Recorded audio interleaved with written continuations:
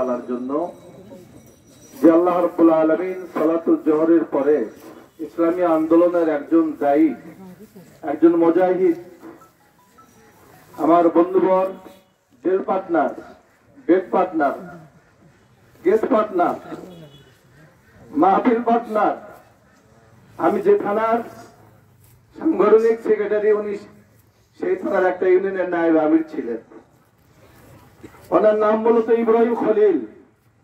আমি জেলে যাওয়ার কারণে আমার পূর্বে যিনি কথা বলে গেলেন, আমার বন্ধুবর, বিশিষ্ট আলেমে দ্বীন, সাতক্ষীরার মানুষ আহসানুল্লাহ জিহাদি।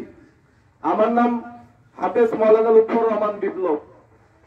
আহসানুল্লাহ ভাই বলেছে, ইব্রাহিম, বিপ্লব তো এখন জেলখানায়, অতএব তোমার নামের শেষে তুমি বিপ্লবীটা লাগিয়ে দাও।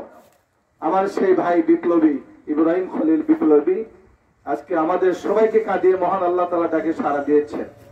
আমরা বগুড়াবাসীর পক্ষ থেকে, বাংলাদেশ জামাত ইসলামী বগুড়াবাসীর পক্ষ থেকে, আমার মামলা 40টা বর্তমান রানিং। আমার হয়তো উনি কয়েকটা মামলা সিনিয়র হবেন, ইব্রাহিম খলিলুল্লাহ উপস্থিতি। তো আমি আপনাদের কাছে দোয়া চাই, তার দুটি বাচ্চা রেখে গেছেন, তার মা তার বাবা অসহায়, তাদেরকে রেখে গেছেন।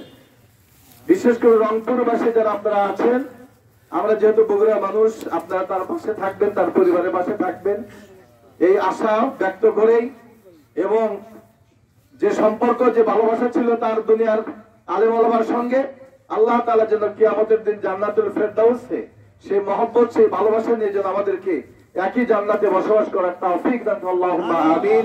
হাযা মা ইনদি ওয়াল ইলমু ইনদাল্লাহ, আলাইহি তাওয়াক্কালতু ওয়া ইলাইহি উনীব। আসসালামু আলাইকুম ওয়া রাহমাতুল্লাহি ওয়া বারাকাতুহু।